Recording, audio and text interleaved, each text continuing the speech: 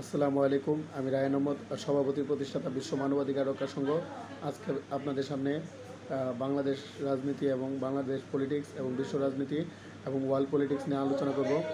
বাংলাদেশের স্বনামধন্য পত্রিকা দেশ রূপান্তর পত্রিকা হতে আমি আমার আলোচনার বিষয়টি সিলেক্ট করেছি। শেখ মুজিবুর রহমানকে স্বাধীনতার ঘোষক বলা এসিলেন্টকে অব্যাহতি।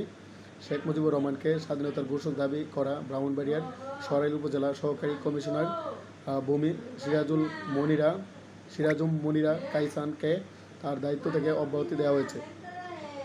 বাংলাদেশের প্রধান বিচারপতি সৈয়দ রেফাত আহমেদকে অনারারি ফেলোশিপ দিয়ে সম্মানিত করল অক্সফোর্ড বিশ্ববিদ্যালয়। যুক্তরাজ্যের ব্রিটেনের বিশ্ববিখ্যাত বিশ্ববিদ্যালয়ের ওয়ার্ডাম কলেজ থেকেই একসময় প্রথম শ্রেণীতে আইনশাস্ত্রের ডিগ্রি পেয়েছিলেন সৈয়দ রেফাত আহমেদ।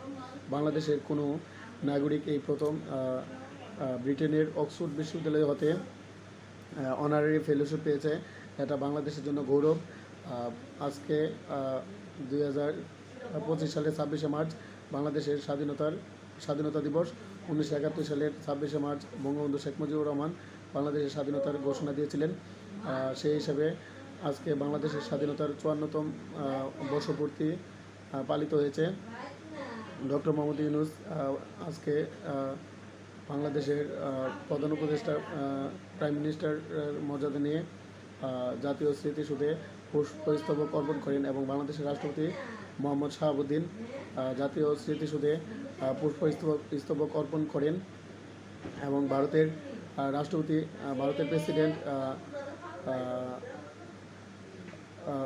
দ্রৌপদী মুর্মু এবং ভারতের প্রধানমন্ত্রী ইন্ডিয়ার প্রাইম মিনিস্টার নরেন্দ্র মোদী বাংলাদেশের স্বাধীনতা দিবসে শুভেচ্ছা বার্তা পাঠিয়েছেন। বিশ্বের সকল জীব প্রাণী ও মানুষের মৌলিক মানবাধিকার কীভাবে নিশ্চিত করা যায় সেই জন্য কাজ চালিয়ে যাচ্ছে। ইসরায়েলের সাথে তুর্কি যেই কারণে যুদ্ধে জড়াবে না। তুরস্কের পররাষ্ট্রমন্ত্রী হফসান ফিদান বলেছেন, আঙ্কারা চায় একটি স্থিতিশীল সিরিয়া যেটা অন্য কোনো দেশের হুমকি তৈরি করবে না। তুরস্ক ইসরায়েল কীভাবে শান্তি প্রতিষ্ঠা করা যায় এবং ইরান ইসরায়েল কীভাবে শান্তি প্রতিষ্ঠা করা যায় এবং আজারবাইজান আর্মেনিয়া কীভাবে শান্তি প্রতিষ্ঠা করা যায়, আমেরিকা ইরান কীভাবে শান্তি প্রতিষ্ঠা করা যায় সেই জন্য কাজ চালিয়ে যাচ্ছে। বিশ্বের সকল জীব প্রাণী ও মানুষের মৌলিক মানবাধিকার নিশ্চিত করার জন্য কাজ চালিয়ে যাচ্ছে। বিশ্ব শান্তি, মানব কল্যাণ, মানবাধিকার ও ন্যায় বিচার প্রতিষ্ঠার জন্য কাজ চালিয়ে যাচ্ছে।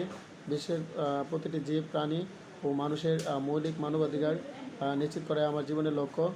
বিশ্ব ব্রহ্মাণ্ডের মর্তলোকে সত্য, ন্যায়, শান্তি, অহিংসা, মৈত্রী, ভ্রাতৃত্ব, মানবতা, মানবজাতির কল্যাণ, মানবজাতির মুক্তি, জগতের কল্যাণ, জগতের মুক্তি প্রতিষ্ঠার জন্য কাজ চালিয়ে যাচ্ছি।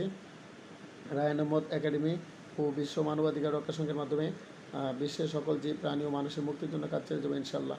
বিশ্বের সকল জীব প্রাণী ও মানুষের মুক্তির জন্য কাজ চালিয়ে যাবো ইনশাল্লাহ।